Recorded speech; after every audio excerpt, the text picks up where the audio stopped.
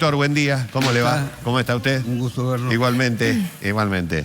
Este último fin de semana largo Sí. hubo un trágico saldo de muertos en accidentes, Sí. llamados accidentes. 14 personas muertas cuando seguramente habrían salido o estaban retornando para pasar un tiempo de vacaciones, de mini vacaciones.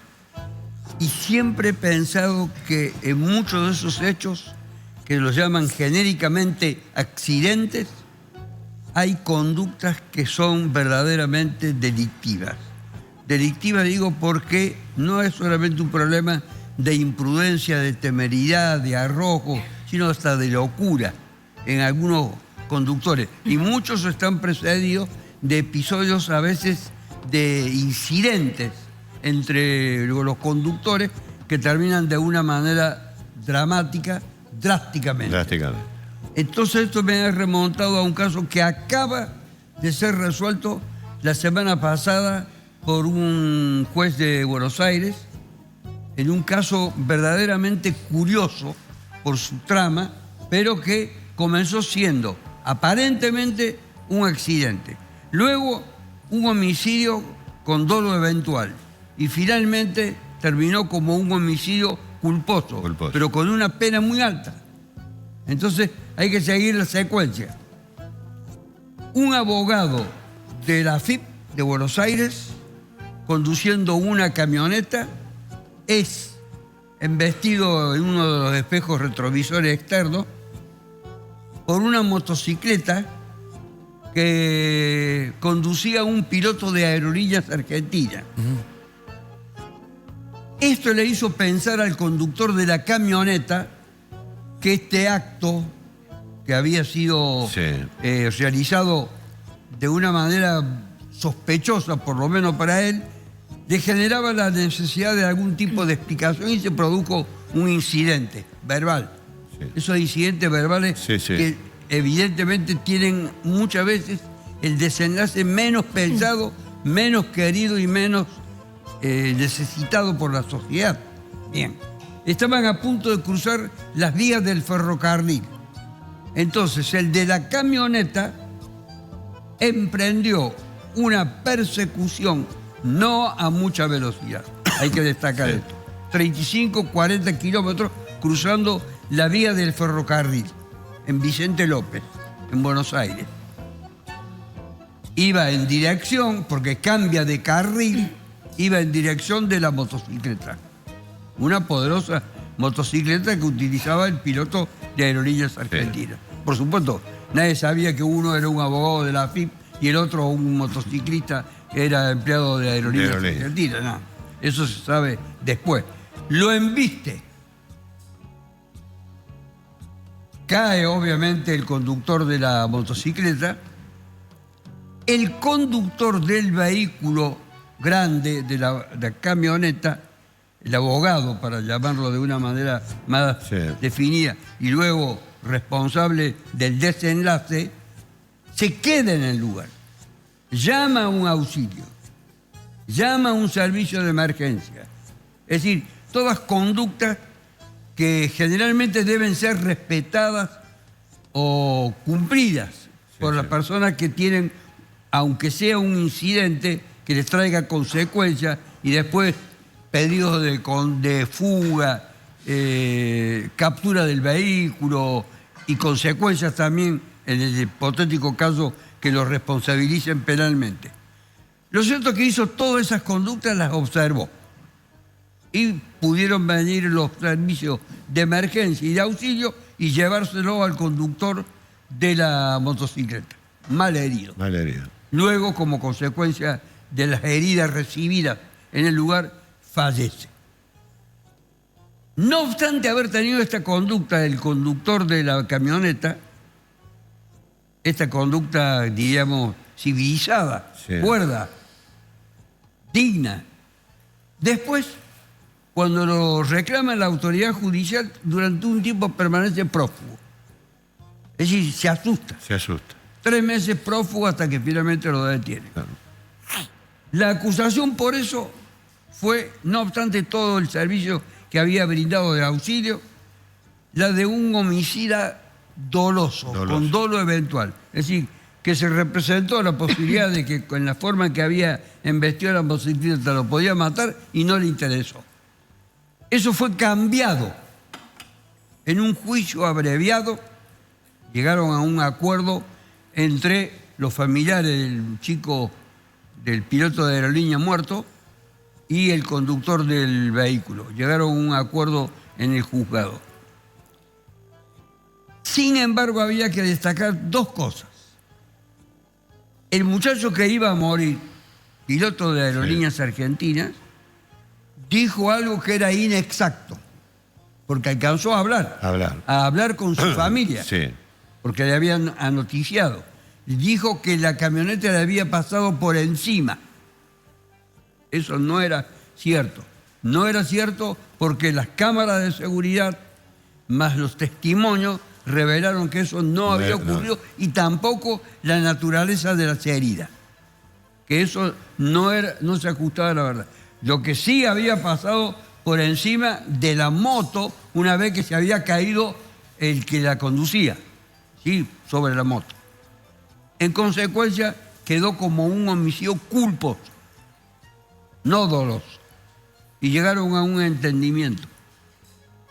Pero el entendimiento significó, contrariamente a lo que suele ocurrir, y muchas veces en Córdoba, cuando se trata de homicidios culposos, que ponen una pena en suspenso, que no excede los 3 años, acá no. Acá llegaron, a pesar de ser un juicio abreviado. De conformidad, 4 años de prisión. Es decir, una prisión efectiva. En consecuencia, esto sienta un precedente acerca del monto de la pena para, aún habiendo entendimiento entre las partes, para los delitos culposos. Esto debe ser tenido muy en cuenta en estos fines de semana trágicos como el que acabé de referir recién, cuando hice la presentación del caso, con 14 muertos en un fin de semana verdaderamente trágico. Que esperemos que no se produzcan estos hechos durante las vacaciones que ya son casi inminentes en la Argentina, si es que hay vacaciones en la Argentina, cosa que a esta altura no sé si habrá. No, a ver, doctor, le hago una pregunta por el tema del juicio abreviado. Ahí en ese trámite del juicio abreviado, donde participan las partes, digamos, y se ponen de acuerdo. ¿Se ponen de acuerdo y después a eso lo tiene que convalidar el juez? No, es así. A ver. El fiscal hace una propuesta, pero previamente ha consultado con el juez sobre el monto de lo que va a pedir en concepto de pena. Él se hace una representación y dice, entiendo que sean 3, 4, 5, bueno, habla con el juez le da la conformidad. Luego, el fiscal transmite a la otra parte, a la parte del defensor, la propuesta que le hace de llegar a un juicio abreviado con ese monto de pena. Ahí pueden discutir tal vez, pero ya casi es difícil que ese monto de pena cambie. Puede cambiar, porque hay una reducción de las penas muchas veces cuando se llega a un entendimiento entre las partes. El juicio abreviado conforma a todos, porque si no conforma a todos, y además deben entender los que participan del juicio abreviado que actúan voluntariamente para luego no presentar recursos que dilatan la cuestión. Pero para dejarlo más en claro, ¿participan las dos partes? Las dos partes. Las dos partes, es decir, la víctima y el acusado. Sí, pero los que no participan no la víctima. Participa el fiscal que representa a la sociedad y tiene el monopolio de la acusación. Los querellantes están excluidos de intervenir en el juicio abreviado. No pueden participar. Por supuesto que los fiscales a las víctimas les preguntan si la víctima está viva, si la víctima está muerta, a los familiares, a los que lo representan, les preguntan si les satisface el pedido que va a hacer. Y si le dice que no, sigue adelante con su criterio. No tiene ninguna importancia lo que el querellante diga. Sí, tiene importancia desde el punto de vista humano, pero no tiene eficacia desde el punto de vista jurídico, procesal. Así que muchas veces Las víctimas dicen, no, pero es muy poco, eso que han llegado a un entendimiento, a un acuerdo oscuro entre gallo y medianoche, en la clandestinidad de los demás. No. El fiscal les consulta, les pregunta, para conformar una idea más equilibrada, pero no tiene incidencia la opinión de la víctima y de su representante en la fijación del monto de la pena. Pero, a ver si yo entendí bien. ¿Pueden los representantes de la víctima decir, no queremos... Muchas veces lo dicen. No queremos juicio abreviado? Sí, el juicio abreviado es un recurso entre el Ministerio Público y la defensa, exclusivamente, con la intervención del tribunal. La víctima no tiene ninguna intervención. Aunque se oponga, sigue adelante. Aunque se oponga, sigue adelante el juicio. Sí, le hacen una consulta desde el punto de vista humanitario, para saber si están de acuerdo. Hay muchos fiscales que en realidad consultan a todos los que son los damnificados antes de avanzar en una dirección determinada, para que no haya escándalo y no haya acusaciones que son acusaciones muy agraviantes a veces para la justicia, porque dicen que está arreglado, hubo un acuerdo, que está todo arreglado. El juicio abreviado es un acuerdo. El acusado levanta la mano y dice, soy culpable.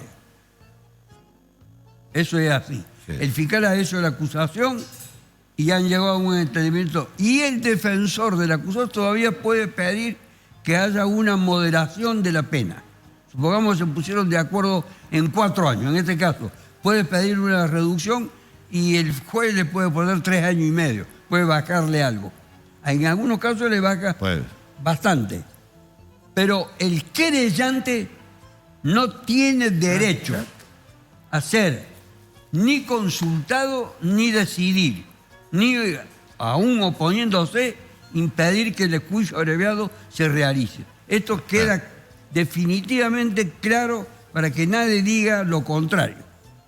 Es medio raro, pero me parece medio raro a mí que no tenga... Bueno, es usted un hombre de la sociedad, le parece raro, es un criterio que debe ser contemplado en el futuro por los legisladores, porque como usted puede haber muchos otros que piensen lo mismo y que entiendan que para que se celebre el juicio abreviado, el querellante, el damnificado, el perjudicado, la víctima, también tenga una opinión acerca de la procedencia de ese acuerdo.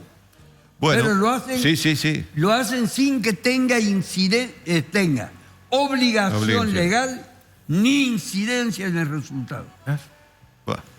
Muchas gracias, doctor. No, gracias a ustedes. Muy amable.